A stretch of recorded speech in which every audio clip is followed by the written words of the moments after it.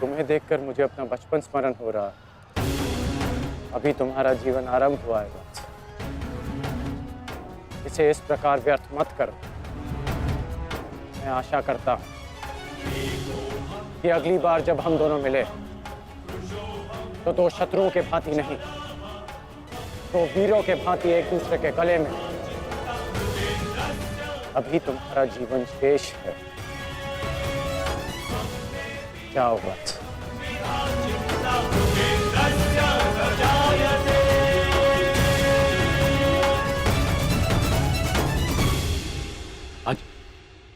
आज कौरवों की विजय हुई है गांधारी।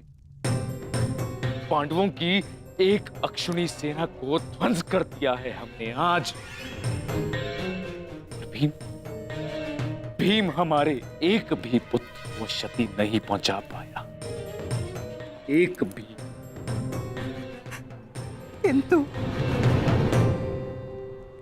किंतु दुर्योधन का क्या महाराज?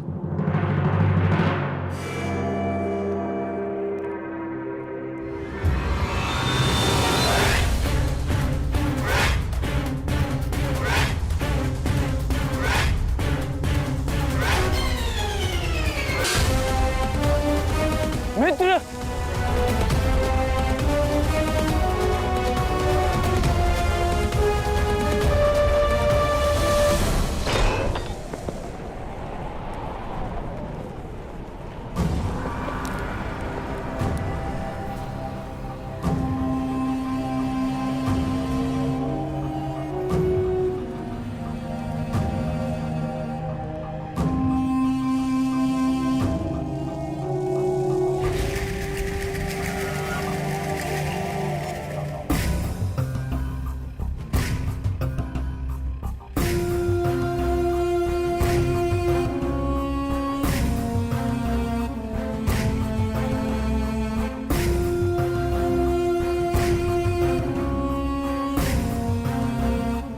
आज मैं आपको उस अपमान का अनुभव कराऊंगा। आपकी पूरी सेना और महारथियों के समक्ष आपका वस्त्र हरण करूंगा। परंतु आज अपनी माता के अपमान का दंड मैं आपको अवश्य दूंगा।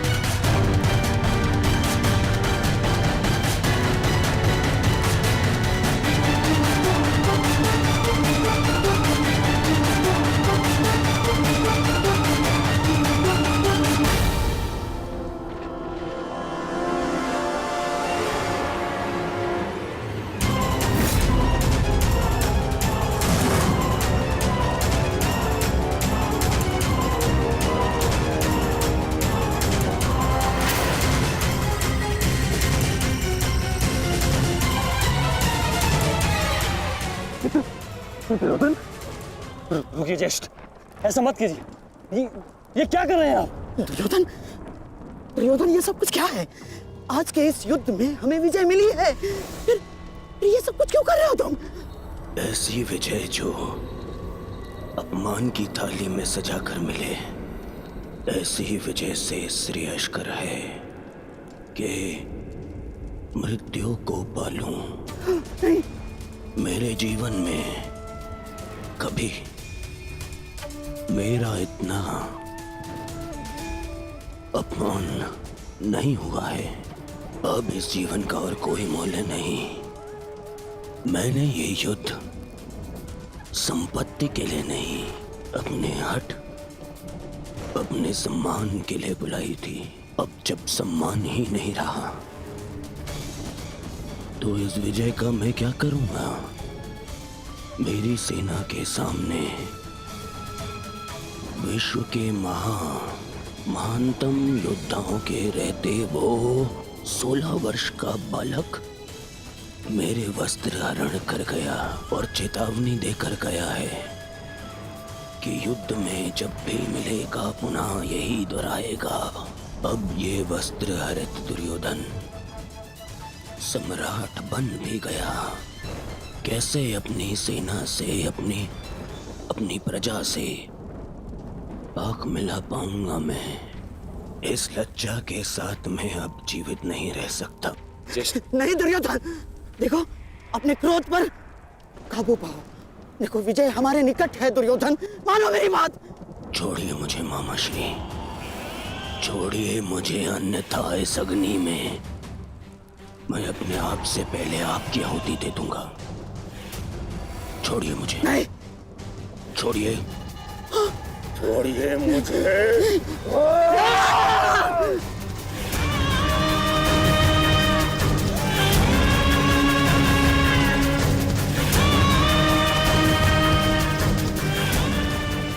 नहीं नहीं दुर्योधन, देख क्या रहे हो मूर्खों? कोई रोको इस अनर्थ को।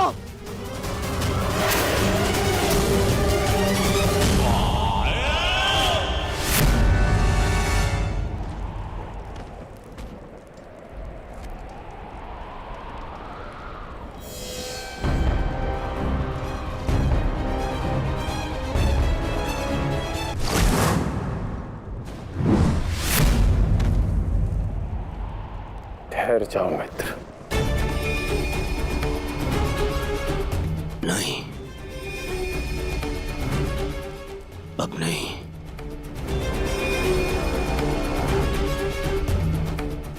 क्रोध में विवेक मत खो बैठा। जो अपना सम्मान खो चुका हो उसके पास खोने को और क्या शेष है? ले लेने देते उस अभिमन्यु को मेरे प्राण, वीर गति तो मिलती।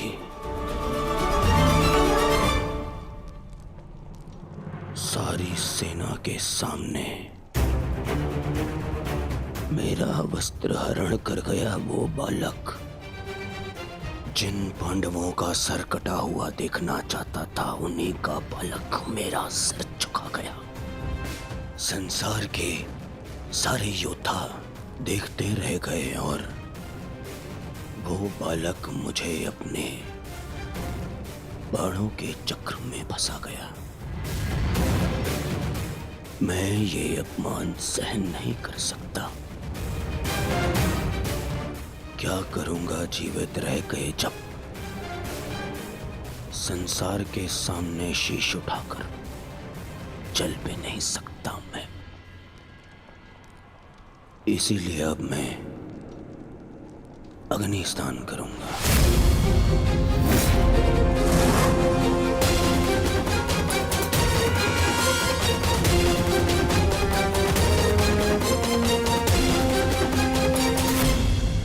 जो अग्नि यहाँ जल रही है उससे कहीं अधिक अग्नि तुम्हारे पिता के हृदय में जल रही है। क्या तुम अपने 5 भाइयों का बलिदान व्यर्थ जाने दोगे? क्या अपने पिता को दिया वचन भुला दोगे तुम?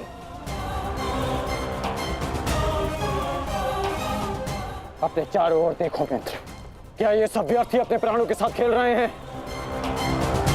जो वीर गति को प्राप्त हुए हैं, क्या उनका बलिदान व्यर्थ जाने दोगे तुम? तुम्हारे अनुज, तुम्हारे मामाश्री, तुम्हारे गुरुदेव, ये सब तुम्हारे सम्मान, तुम्हारे अधिकार के लिए लड़ रहे हैं और तुम अपने कर्तव्य से मुंह मोड़ना चाहते हो। पूछो अपने सैनिकों से कि आज जो युद्ध में हुआ कि क्या वो उससे लज्जित हैं या वो कल युद्ध में उसका प्रतिशोध लेंगे?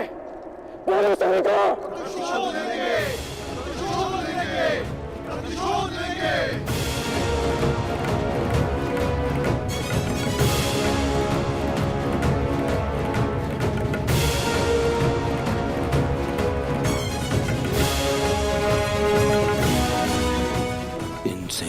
का सम्मान मेरे मन में लगी अग्नि को बुझा नहीं सकता मित्र। मैं तुम्हारे लिए सदैव प्रस्तुत हूं मित्र। आदेश दो मुझे, आदेश दो कि क्या चाहिए तुम्हें। तुम्हारी पीड़ा को शांत करने की औषधि क्या है मित्र? बताओ मुझे। मुझे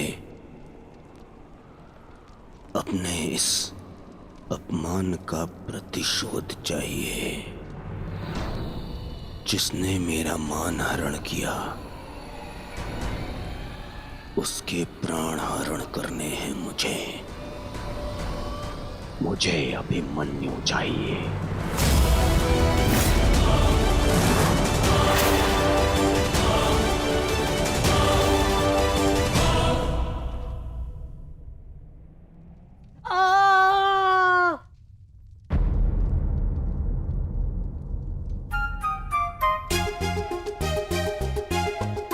बहुत पीड़ा हो रही है ना इन्हें।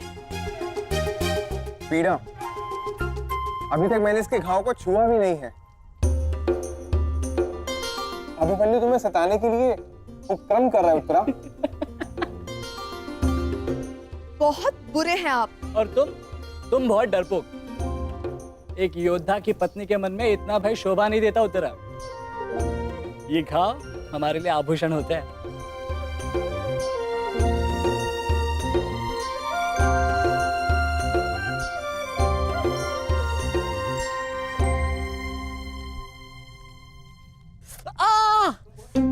क्यों सताते हो तुम उसे?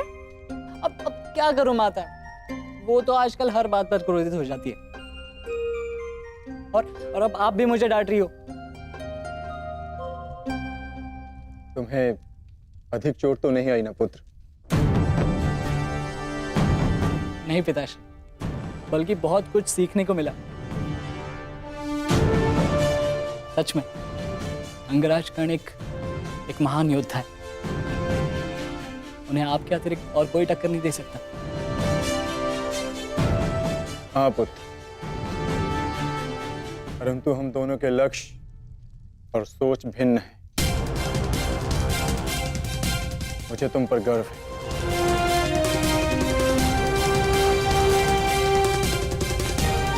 गर्व तो होना ही चाहिए। आज अभिमन्यु ने दुर्योधन को उचित उत्तर दिया।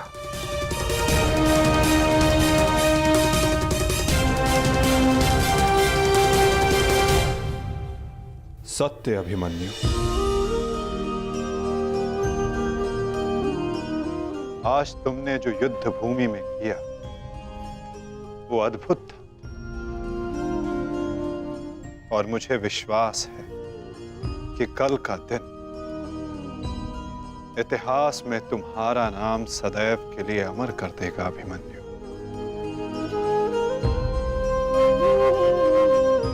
इतिहास से पूर्व मेरे पुत्र ने अपनी छवि मेरे मन में अमर कर दी है। 14 वर्षों के पश्चात आज पहली बार मन को एक शीतलता पहुंची कि मेरे पुत्र ने मेरे साथ हुए अपमान और अत्याचार का भान उस दुर्योधन को करवाया। मेरी आत्मा को जैसे एक वस्त्र का संबल मिल गया। इसके लिए मैं सदैव के लिए अभिमन्यु की ऋणी रहूं। जीवन तो पल पल में है सखी। जिस पल को जी लो वही जीवन होता है।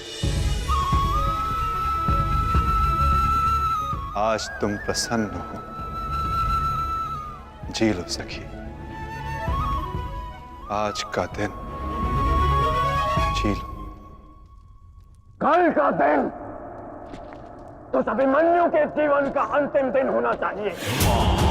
और स्मरण रहे, सरल मृत्यु नहीं देनी है उसे। मृत्यु आने की पीड़ा का आभास कराना है। और जब तक वो भूमि पर रेंगता हुआ दया की भीख ना मांगे, मृत्यु नहीं आनी चाहिए उसे।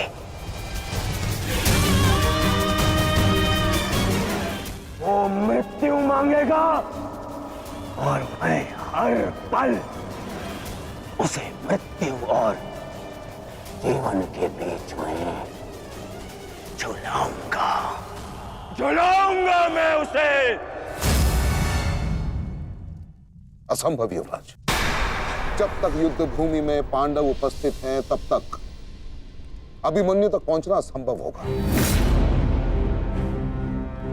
वैसे तो इन्हें ज्ञात होगा कि आज आपके साथ जो हुआ उसका प्रतिशोध आप अवश्य लेंगे। इसी कारण अभिमन्यु तक पहुंचना इतना सरल नहीं होगा।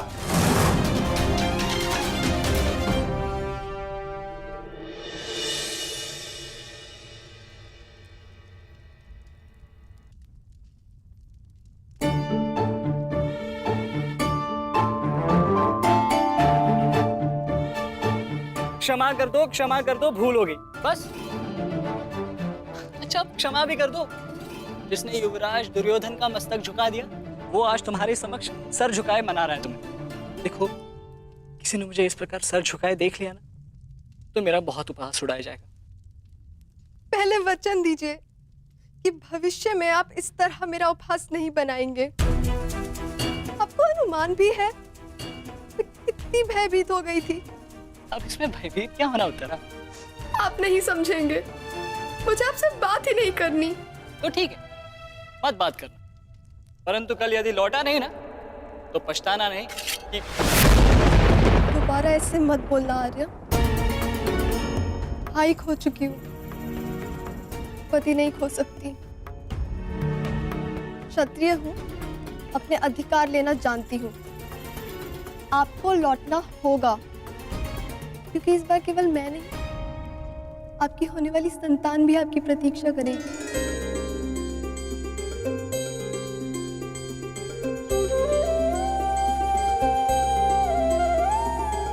सत्य उत्तरा?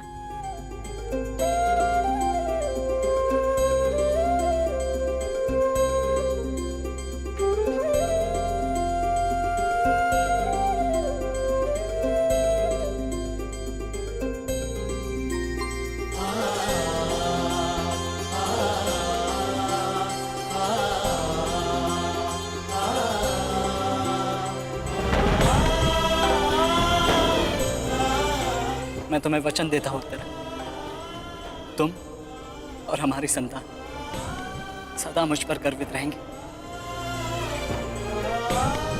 जानती हूँ आपकी संतान बहुत भाग्यशाली है। उसे अपने पिता की शौर्य गाथा सुनने को मिलेगी। गाथाएं विजय के साथ होती है उत्तरा,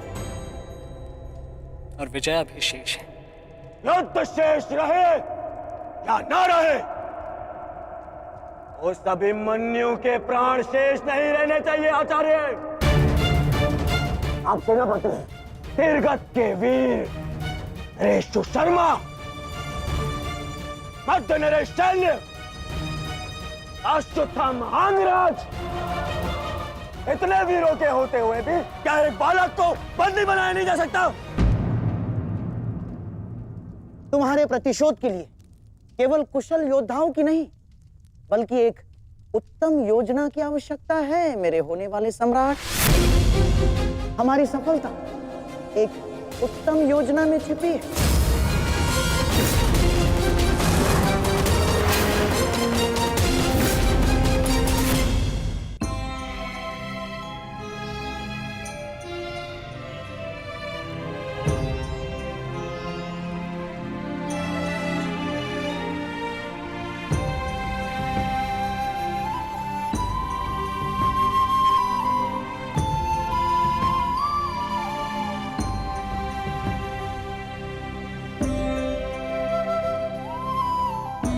ऐसा क्या है जो आप चाहकर भी मुझसे नहीं कह पा रहे हैं सखा?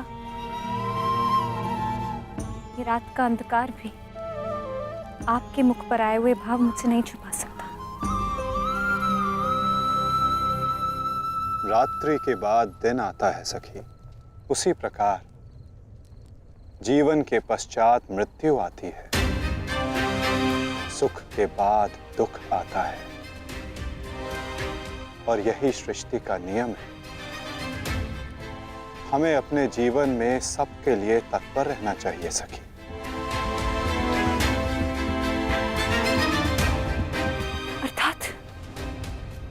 अर्थात जो मेरा भय है, क्या वो सच होने वाला है माधव? क्या कल पांडवों के साथ कुछ अनिष्ट होने वाला है?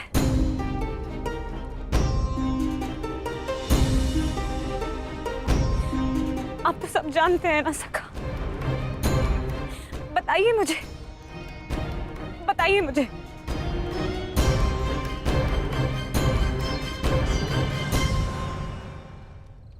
कभी कभी भविष्य का ज्ञान होना भी दुख का कारण बन सकता है सखी।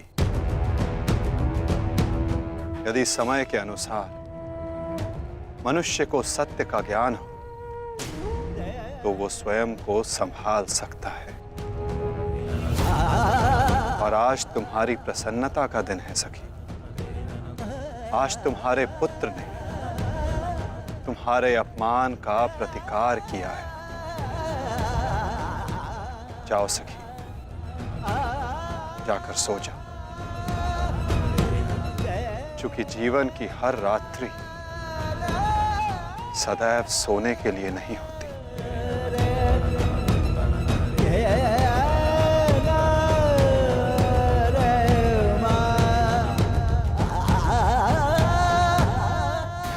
तब तक सो नहीं पाऊंगा जब तक मेरा प्रतिशोध पूर्ण ना हो जाए आचार्य।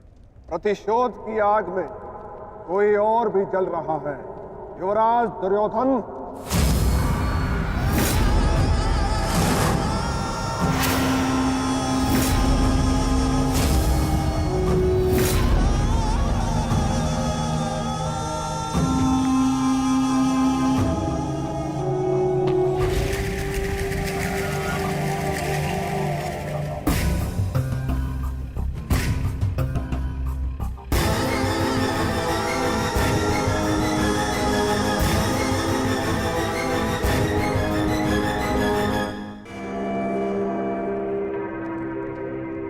माता श्री सिंधु नरेश जयद्रथ। भूल को क्षमा किया जा सकता है, अपराध को नहीं। इस अपमान के पश्चात में जीत बचा तो ऐसा भयंकर प्रतिशोध होगा कि तुम पांचों की आत्मा कांप उठेगी। प्रतिशोध दूंगा। कल तुम्हारे साथ साथ मेरा प्रतिशोध भी पूर्ण होगा और मैं सम्मान सहित तुम्हारी बहन दुशला को अपना मुख दिखा सकूंगा।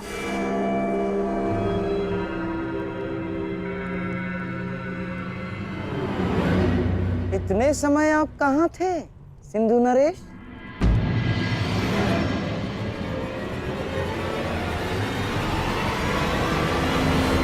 अपने अपमान के प्रतिशोध का प्रबंध कर रहा था।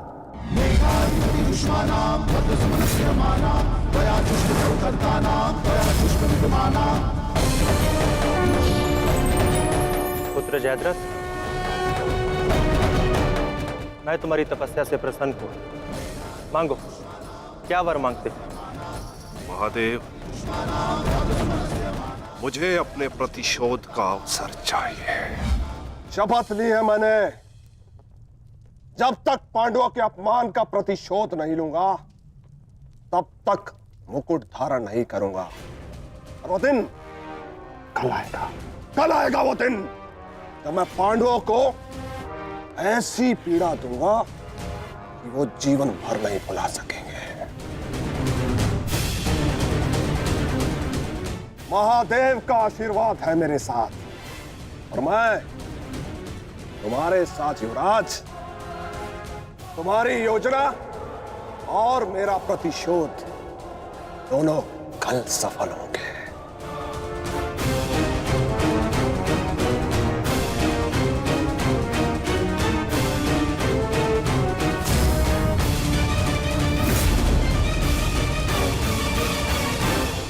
हर हर महादेव, हर हर महादेव।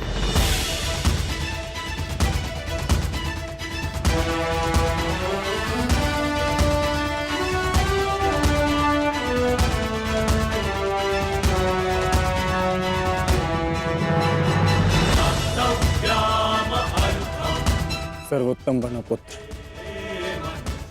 संसार के सभी योद्धाओं में तुम्हें सबसे अधिक कीर्ति प्राप्त हो।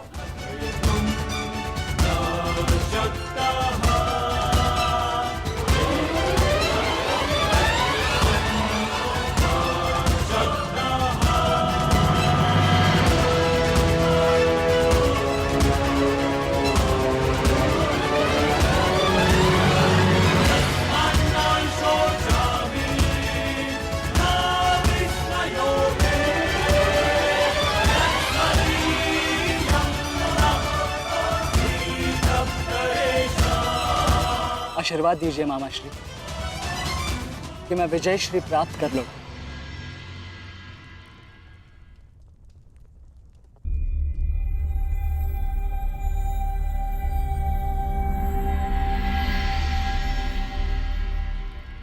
विजय तो कायरों को भी प्राप्त होती है पुत्र, परंतु कीर्ति और यश केवल शूरवीरों का मुकुट बनती है। मेरा आशीर्वाद तुम्हारे साथ है पुत्र। तुम युद्ध क्षेत्र में वो कीर्ति प्राप्त करो जो तुम्हें अमर बना दे।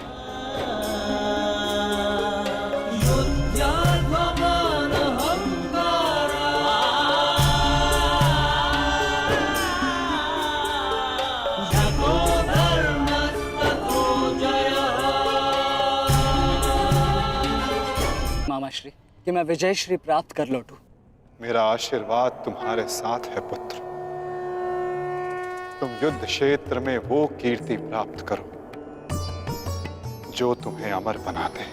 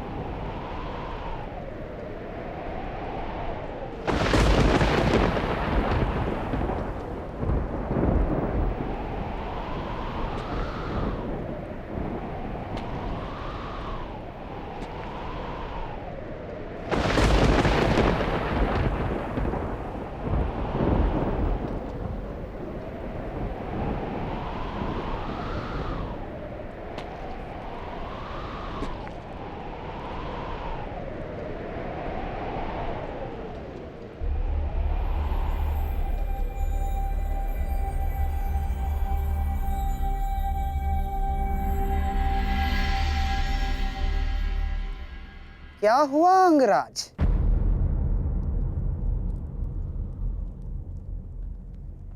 सूर्यदेव से आप ये प्रार्थना तो नहीं कर रहे हैं कि वो उदित ही ना हो?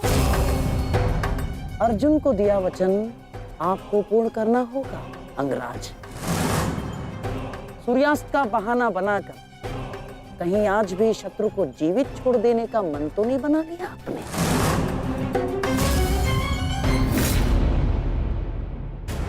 कभी कभी मौन रहने से प्राण बच जाते हैं। अब एक और शब्द अपने मुख से निकाला तो युद्ध आरंभ होने से पूर्व ही शत्रु से पहले मैं अपने पक्ष के किसी योद्धा का वध कर दूंगा। अंगराज, अंगराज आप क्रोधित क्यों हो रहे हैं? मेरे कहने का तात्पर्य केवल ये है कि आपके पुत्र वृषसेन की मृत्यु तो स्मरण है ना आपको? वृषसेन के हत्यारे अर्जुन का पुत्र ही आज आपका लक्ष्य होना चाहिए। बस मैं यही कहना चाह रहा था। कर्ण को स्मरण है मामा श्री।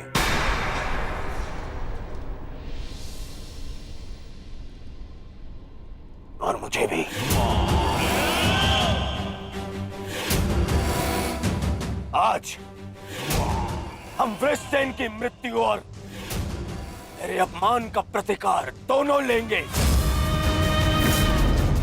मैं केवल इतना जानना चाहता हूं कि इस प्रतिकार से पूर्व उस कौटे अर्जुन को मार्ग से हटाने का क्या प्रबंध करना चाहिए?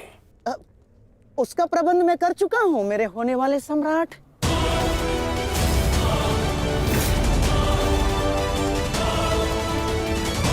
महाराज, त्रिगत नरेश सुशर्मा अवसर का लाभ उठाने के लिए एक विशाल सेना के साथ विराट पर आक्रमण करने जा रहे हैं। विराट नगर को सहायता की आवश्यकता है, शीघ्र कुछ कीजिए। मुझे शीघ्र ही विराट प्रस्थान करना होगा। किंतु महाराज, इतने कम समय में आपका विराट पहुंचना असंभव है। केवल वासुदेव में ही वो क्षमता है जो वायु गति से रथ चलाकर अर्जुन के साथ वहां पहुंचे। हमें आपकी सेना की आवश्यकता है और अर्जुन अकेला ही उन सब के लिए पर्याप्त है। किंतु अर्जुन की अधिक आवश्यकता यह रणभूमि में है। परंतु महाराज, आप वहां बहुत से परिवार, स्त्री और बालक संकट में। एक समय था जब विराट राज ने हमें अज्ञातवास में शरण दी थी। आज वो समय आ गया है कि हम उसका ऋण चुका सकें।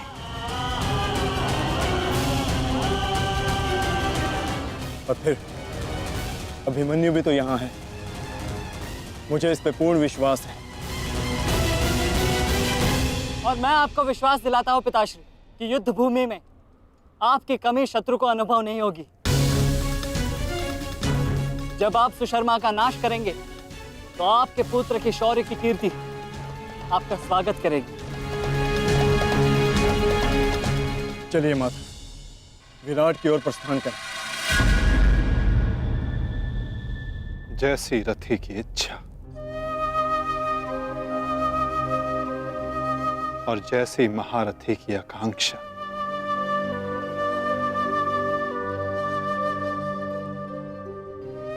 आओ पार्थ।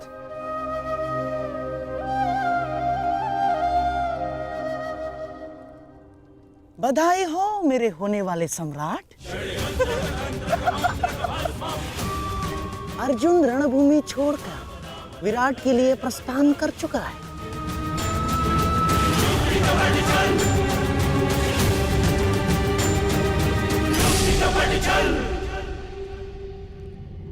आचार्य द्रोण, समय आ चुका है।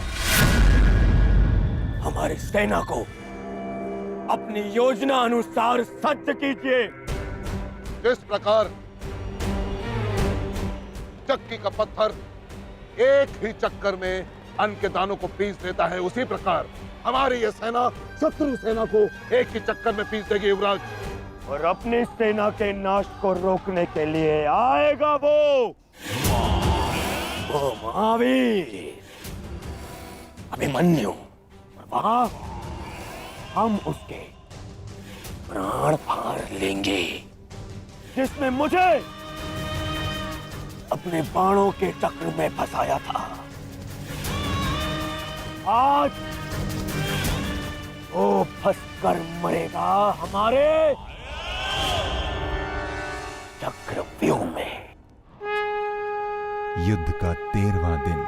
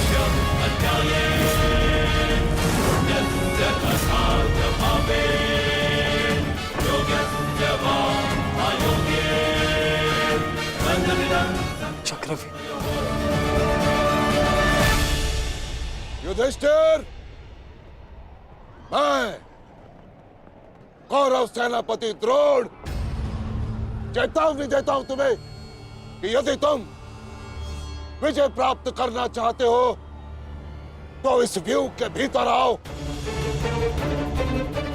और यदि तुम इस व्यू को तोड़ने में सक्षम रहे तो हम अपनी पराजय स्वीकार कर लेंगे,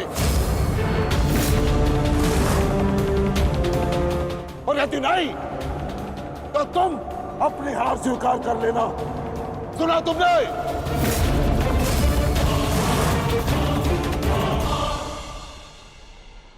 आचार्य द्रोण, हम अवश्य ही इस चक्रव्यूह को ध्वंस कर देंगे।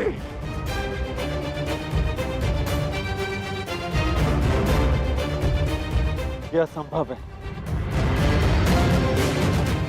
चक्रव्यूह युद्ध का सबसे कठिन और सबसे विनाशकारी व्यू है। इसका हल केवल अर्जुन के पास है। यह आचार्य द्रोण की योजना थी, इसीलिए अर्जुन को युद्ध भूमि से दूर किया गया।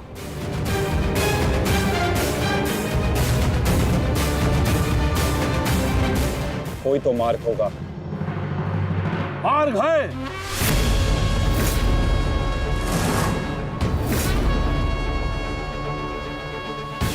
मैंने भी उसी आचार्य भारद्वाज से चक्रव्यूह भेदन सीखा है। जिस आचार्य भारद्वाज से उस द्रोण ने चक्रव्यूह की रचना सीखी।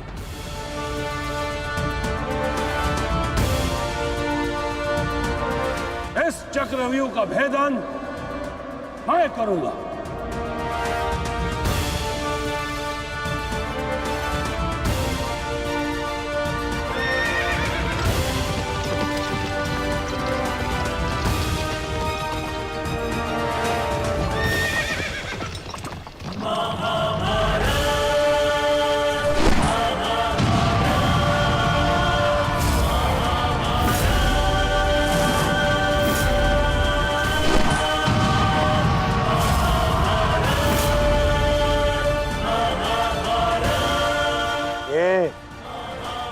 क्या है आचार्य?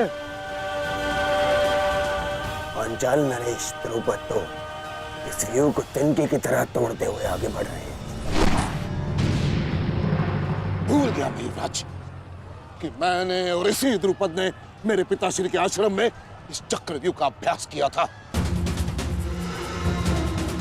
तो अपने मित्र को रोकने के लिए कोई अस्त्र, कोई शस्त्र है आपके पास? अब तो केवल एक ही अस्त्र है और एक ही शस्त्र Duryodhan. Jayadratha!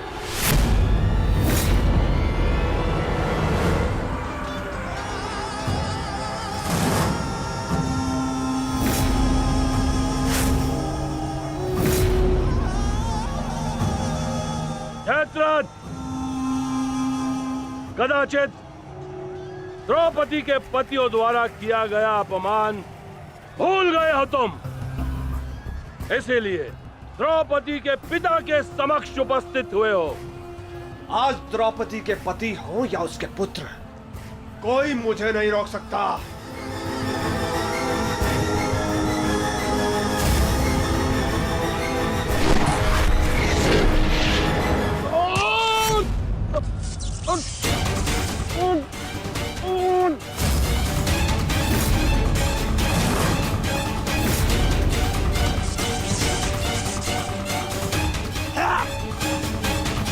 Ha ha ha ha ha ha!